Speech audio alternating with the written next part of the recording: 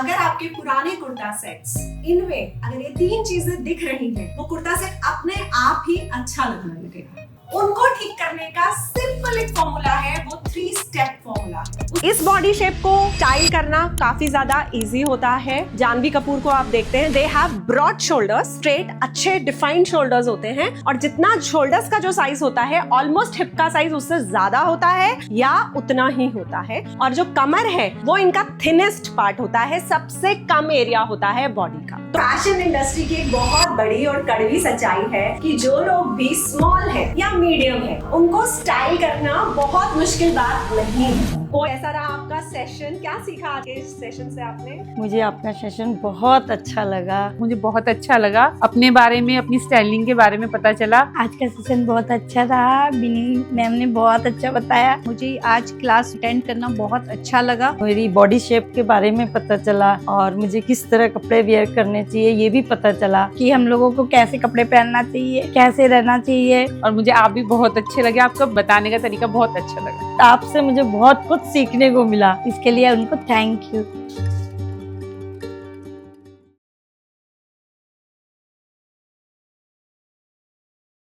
Question से start करेंगे कि जब आप मार्केट जाते हो, ठीक है, या आप किसी को कुर्ता सेट पहने देखते हो, तो क्या चीज है जो आप ध्यान में रखते हो, क्या चीज है जो आप नोटिस करते हो? कौन आंसर करना चाहता है? जब मुझे शॉपिंग करनी तो सबसे पहले तो मैं ये देखती हूँ कि मुझे किस ओकेजन के लिए लेना है। अच्छा। जैसे हमारी साड़ियाँ चलती है मेन, तो हाँ। अगर मैं फ्रेंड्स के लिए जा रही हूँ, उनके साथ कहीं मुझे आउटिंग के लिए जाना है, तो मैं कुर्ता सेट भी प्रेफर करूँगी। नहीं, कुर्ता सेट में आप क्या देखते हो? कुर्ता सेट में तो जो अभी ट्रेंड में चल रहा है नया ट्रेंड देखते हो, हाँ। ठीक है, तो आप देखते हो ट्रेंड को, हाँ। ठीक है। और जब आप किसी को कुर्ता सेट पहने देखते हो, जैसे आज आप मुझे देख रहे हो, तो आप क्या नोटिस कर रहे हो? आपकी लुक कैसी है, आप कैसे ओवरऑल दिख रहे हो? लुक, हाँ। ओवरऑल लुक, ठीक है, तो ओवरऑल लुक, ठीक है। बताओ आप क्या देखते हो जब मार्केट जाते हो, जब कुर्ता सेट खरीदते हो? क्या दिमाग में होता है, क्या क्या होना चाहिए कुर्ता सेट के अंदर? जो भी है बोलो। हाँ हाँ, सोच लो, आप बोलो तब तक। मैं मेरी फिटिंग देखती हूँ, फिटिंग देखते हो, पहनती हूँ ना, हाँ। कंफर्ट होना चाहिए। कंफर्ट होना चाहिए, फिटिंग होनी चाहिए, फिटिंग और कंफर्ट देखते हो आप, ठीक है। और जब किसी और को देखते हो किसी और तो क्या देखते हो? जैसे कि आपने सूट पहना कर रहे है, हाँ। मैं ये सोच रही हूँ कि यार शॉर्ट सूट के ऊपर भी ये प्लाजो बहुत अच्छा लग रहा है। बहुत अच्छा लग रहा है। देखिए ये जो बात इन्होंने बोली है ना, कि आप सब लोगों ने ये देखा होगा कि कितनी बार हम मॉडल को देखते हैं कुर्ता पहने हुए, सेट पहने हुए, हम खरीद लेते हैं ऑनलाइन या फिर हम सोचते हैं ये हमारे ऊपर उतना अच्छा क्यों नहीं लग रहा, या ये बहुत, हम किसी को देख के बोलते हैं कि यार ये जो पहनती है ना, इसके ऊपर सब कुछ अच्छा लगता है। ये होता है, ये सबकी म्यूचुअल फीलिंग है ना।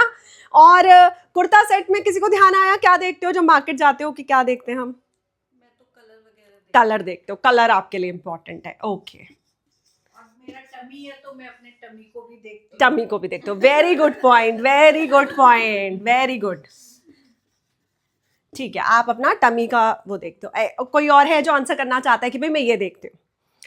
तो वैसे हम एक कंक्लूजन पर आ गए हैं। वो कंक्लूजन ये है कि हम लोग ये देखते हैं कि हम इस चीज में इतने अच्छे क्यों नहीं लग रहे और वो क्यों लग रही है, ऐसा वो क्या कर रही है भाई।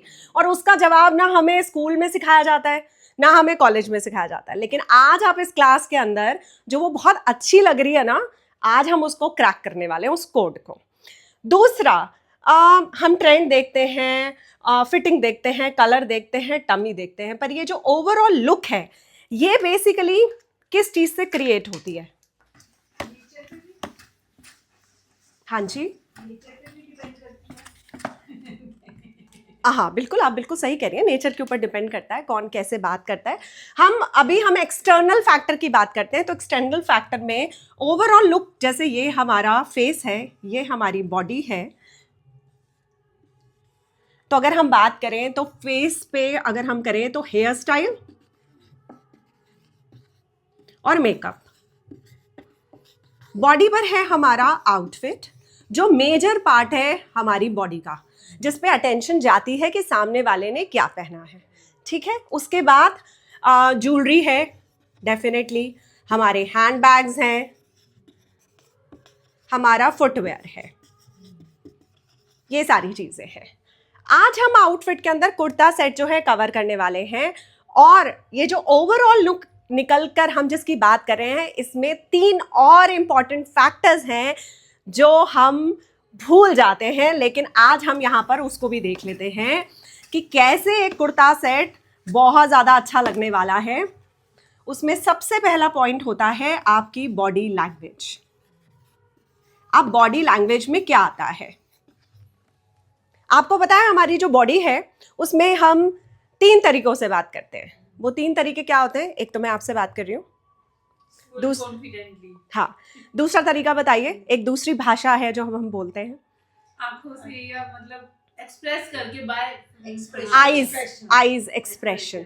दूसरा, आपको लग रहा है कि मैं हाथों से भी बात कर रही हूँ, तो हम हाथों से भी बात करते हैं।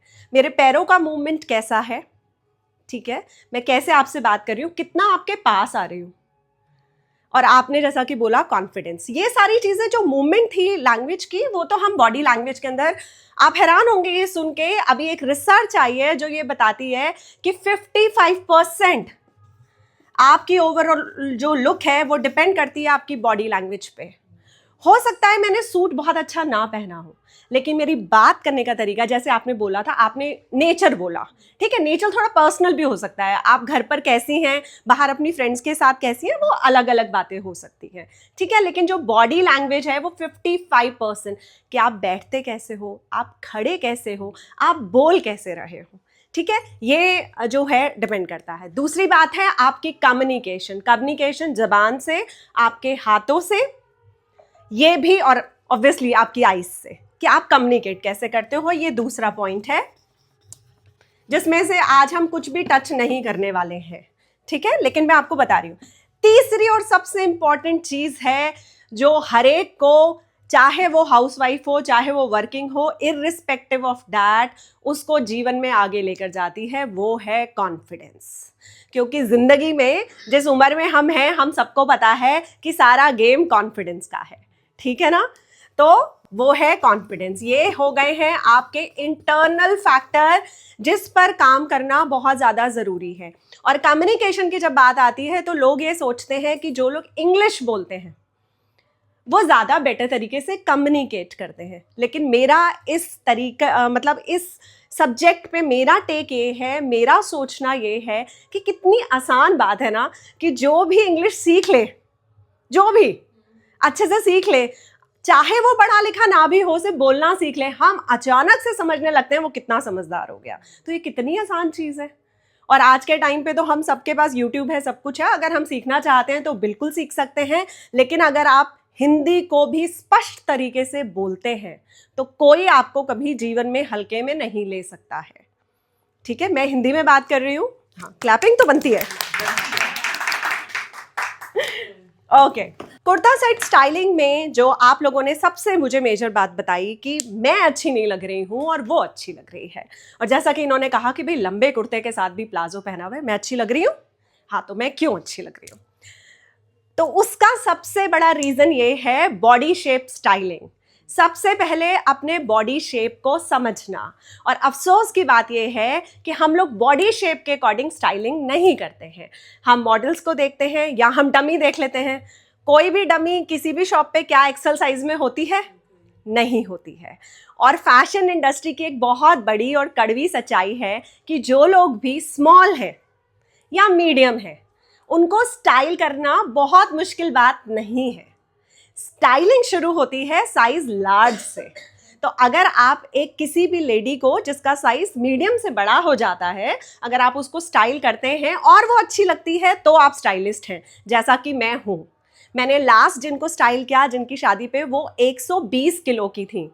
उनकी फ़ोटोग्राफ्स आप सबको भेजूंगी। तो मैंने उनका लास्ट नवंबर में उनकी वेडिंग थी, मैंने उनको स्टाइल किया और वो बहुत ही खूबसूरत लगी। तो स्मॉल मीडियम वालों के लिए ज़्यादा इंपॉर्टेंट हो जाता है उनकी कलर चॉइस, लेकिन ये भी इम्पॉर्टेंट है कि आपको बॉडी शेप पता हो, और बॉडी शेप का आपके हाइट से और आपकी वेट से कोई लेना देना नहीं है। आपका जो बॉडी शेप है वो आपका अपना बॉडी शेप है। अब जब हम बॉडी शेप की बात करते हैं तो बेसिकली किसी को आइडिया है बॉडी शेप के बारे में कि बॉडी शेप्स क्या होती हैं? कोई बताना चाहेगा? नहीं आइडिया है, वेरी गुड, अब ज़्यादा मज़ा आएगा क्योंकि अब हम बहुत अच्छी चीज़ सीखने वाले हैं।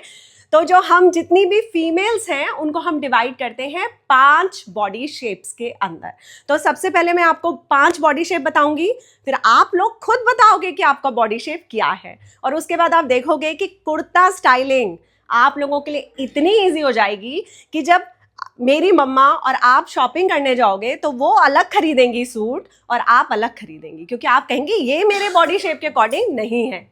ठीक है, तो सबसे पहले हम शुरू करते हैं। मैं the most common body shape जो इंडिया में होता है वो है पियर बॉडी शेप। हमारे इंडियन कम्युनिटी के अंदर मोस्टली जो फैट एक्यूमुलेट होता है लड़कियों को, औरतों को, चाहे वो पतली हैं, चाहे वो मोटी हैं, चाहे वो लंबी हैं, चाहे वो शॉर्ट है, वो मोस्टली लेग और हिप एरिया में होता है और लोअर टमी में होता है। खासकर जब हम प्रेग्नेंट होते हैं, हार्मोनल चेंजेस होते हैं, या हम मेनोपॉज की तरफ जाते हैं, या जब एजिंग होती है तो ये एरिया बढ़ता है। तो वो हो गया है पियर बॉडी शेप। ये पहला बॉडी शेप है जो हम समझने वाले हैं। हाँ जी, तो पियर को मम्मी हिंदी में क्या कहते हैं? नाशपाती, सॉरी। ठीक है, तो नाशपाती अब हम बना लेते हैं। तो बेसिकली ये जो नाशपाती है वो इस तरीके की होती है। ठीक है, तो जैसा कि अब आप देख रहे हैं पियर, तो जितने भी आपको पियर बॉडी शेप के लोग मिलेंगे उनके जो कंधे आपको मिलेंगे, हम 4 तरीकों से बॉडी शेप को मेजरमेंट करते हैं।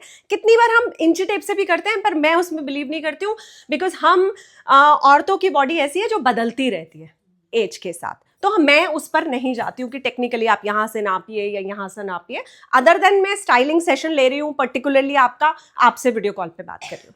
तो जो पियर बॉडी शेप के लोग होते हैं मोस्टली आपको दिखेगा कि उनके जो कंधे होते हैं, मैं टिपिकल एग्जाम्पल हूँ पियर बॉडी शेप की, परफेक्ट पियर बॉडी शेप हूँ मैं। जो मेरे कंधे हैं वो आपको बहुत ज़्यादा ब्रॉड नहीं दिखेंगे, ऐसे लोगों के कम होते हैं उनके कंधे, थोड़े से ड्रूपी भी हो सकते हैं, सीधे भी हो सकते हैं, पॉसिबिलिटी है। उनका जो बस्ट एरिया होता है कभी भी हेवी साइड पर नहीं होता है, या तो मीडियम फ्रेम होता है या कम होता है। और उसके बाद उनका जो लेग और हिप एरिया है, इसको अब हम बोलेंगे एरिया जिस पर हमको वर्क ऑन करना है, काम करना है। ये उनकी बॉडी का बेस्ट फीचर नहीं होता है।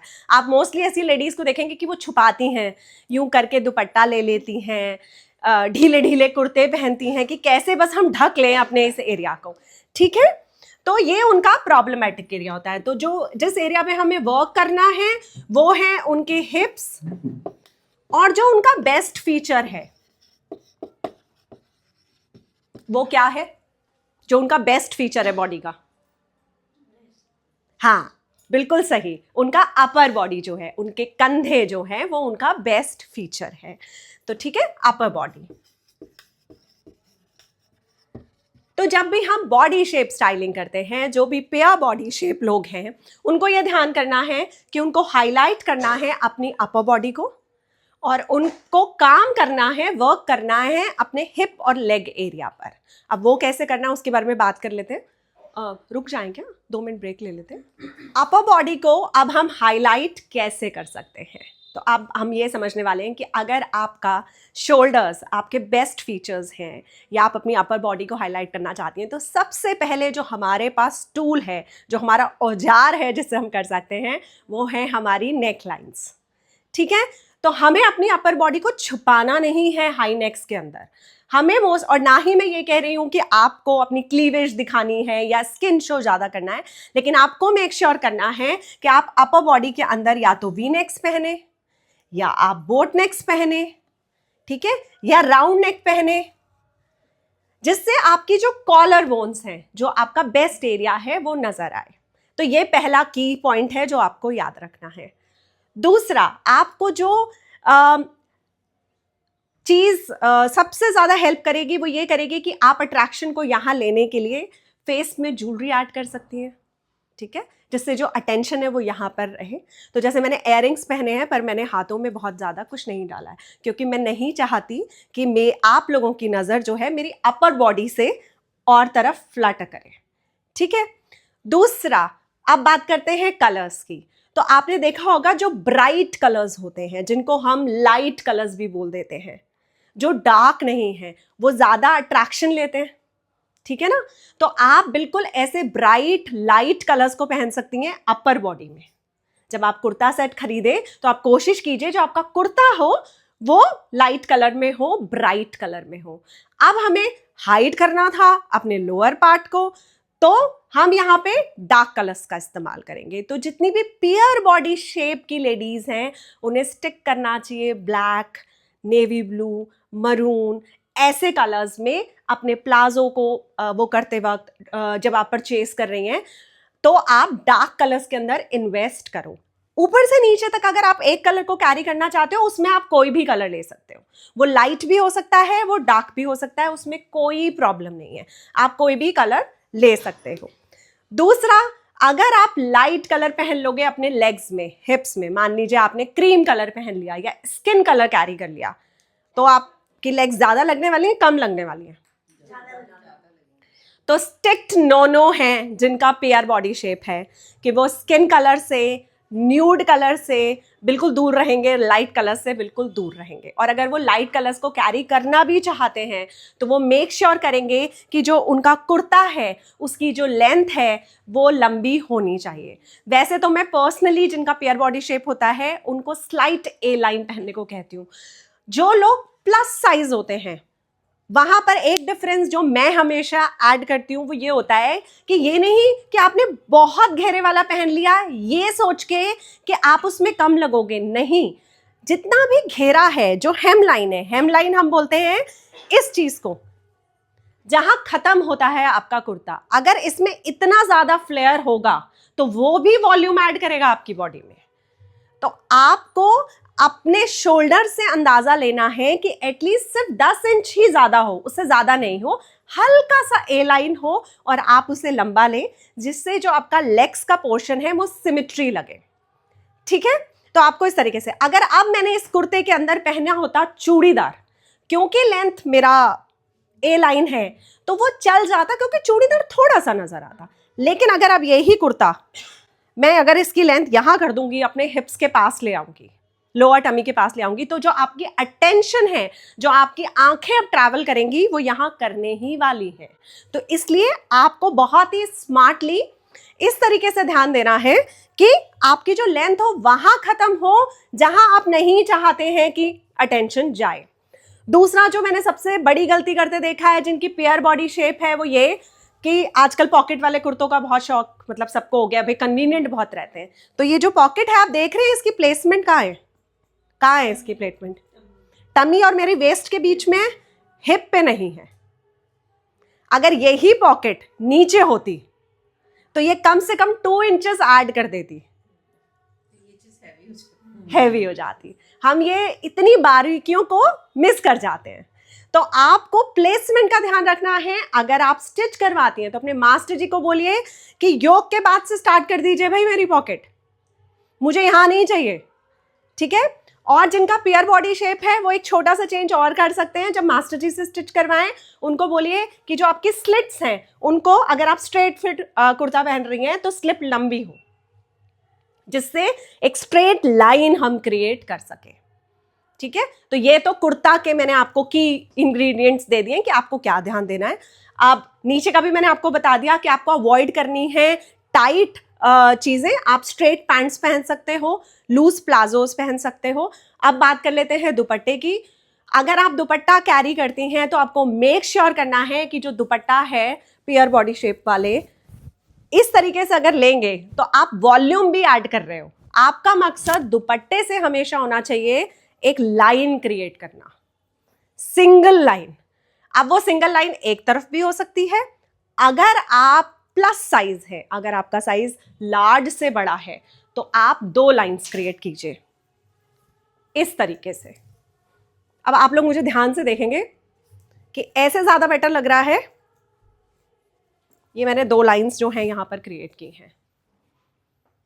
ठीक है, ये 2 लाइंस आ गई, आपकी आईज इधर नीचे ट्रैवल करेंगी। अब ये एक लाइन है, which is better, 1 line better. क्यों? इसका रीजन है क्योंकि अब ये जो डार्क कलर है ये प्ले कर रहा है और मैं अटेंशन एक ही तरफ रखना चाहती हूँ। लेकिन अगर आप साइज लार्ज से बड़े हैं तो मैं प्रेफर करूंगी कि जो अगर मैं किसी को ये कुर्ता सेट दूंगी जो कि लार्ज एक्स्ट्रा लार्ज है तो वो बिल्कुल इसी कलर का दुपट्टा होना चाहिए। I will not go with the contrasting दुपट्टा। और उसके बाद हम दुपट्टे को 2 लाइंस यहाँ पर क्रिएट करेंगे, जैसे जैसे ही आप सामने से उसको आते हुए देखेंगे वो पतले और लंबा ही लगेंगी।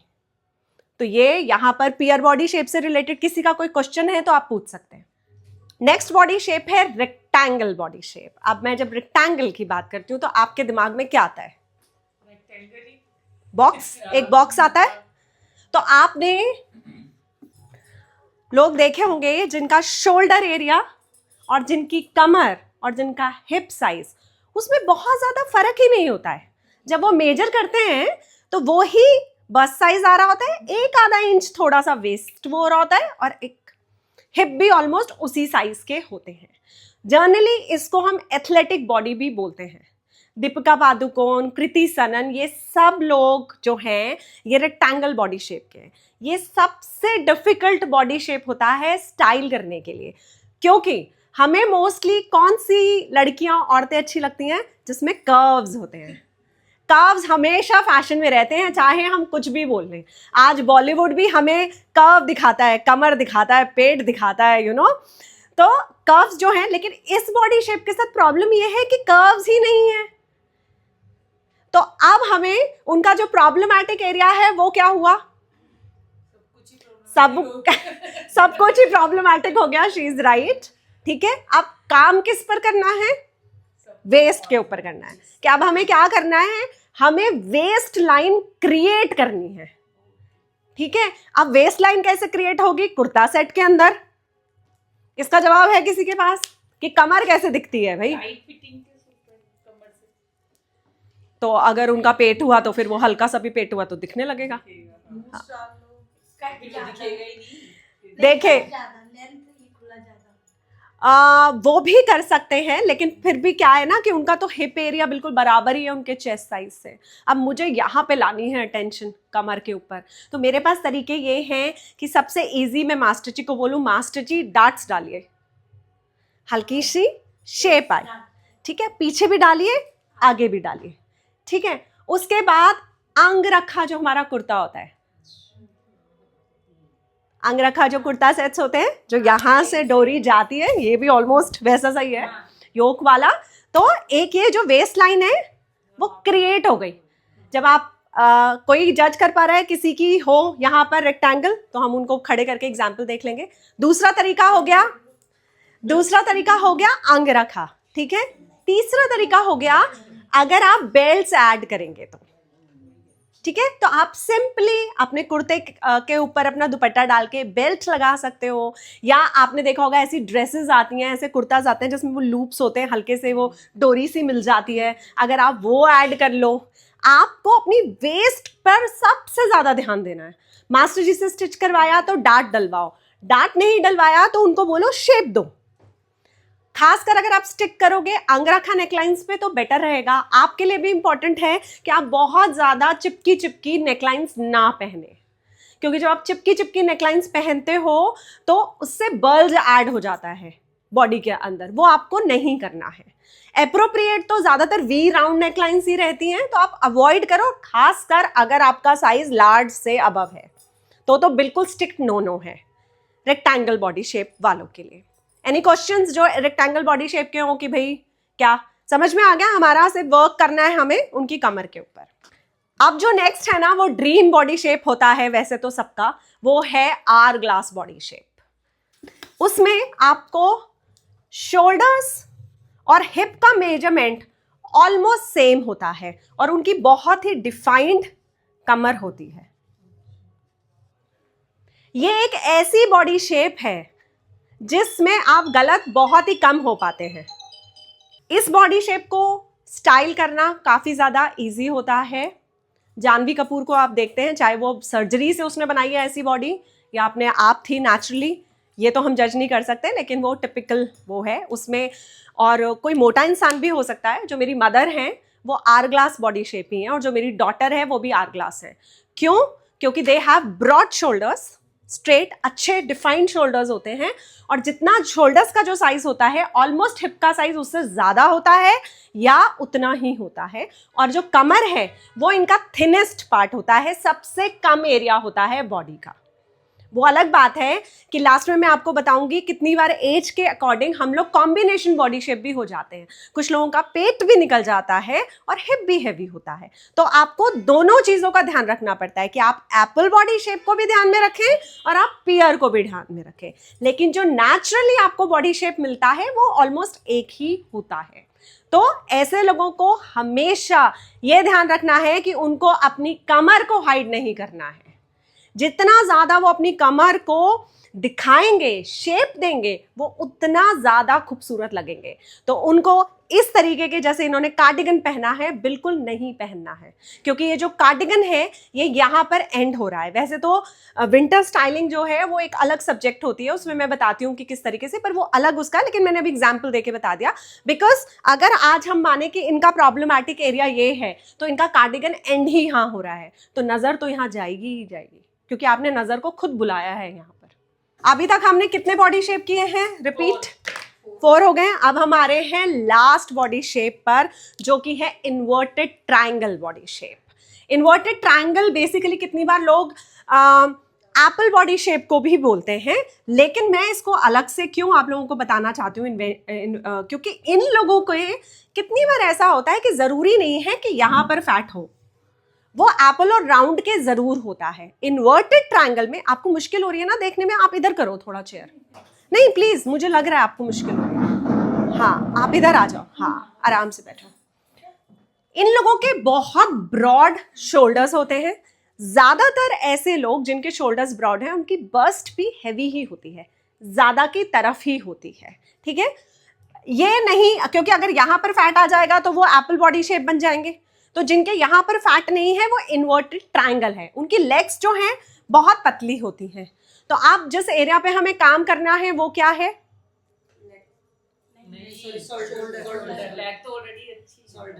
शोल्डर पे काम करना है, और उनका जो बेस्ट फीचर है वो हो गई उनकी लेग्स। अब हम इसको हाइड कैसे करेंगे? हम उनको बोलेंगे कि वो डार्क कलर्स पहने, यहाँ पर ब्लैक पहने, इंक ब्लू पहने, जिससे उनका जो बस्ट है वो उतना नहीं लगेगा जितना साइज में है। दूसरा, उनको अपनी बॉडी को ऊपर तक कवर नहीं करना है।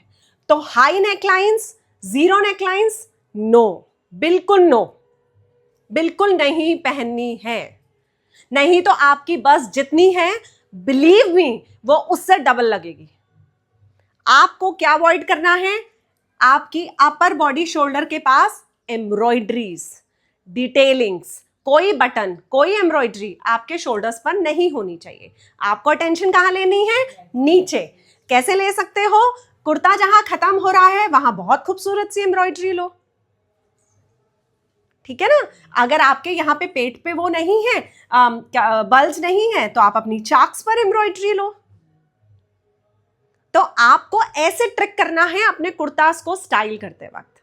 और आप भी इनकी तरह बिल्कुल प्रिंट ऐड कर सकते हो, कलर्स ऐड कर सकते हो, कंट्रास्टिंग पहन सकते हो अगर आपकी हाइट अच्छी है। अगर हाइट नहीं है तो फिर मैं दोबारा बोलूंगी कि एक ही कलर पे स्टिक करोगे तो आपके लिए हमेशा बेटर रहेगा, कभी भी नुकसान नहीं होगा एक कलर पे स्टिक करने में, दिमाग ही नहीं लगाना पड़ेगा ज्यादा, स्टाइलिंग ईजी होती जाएगी।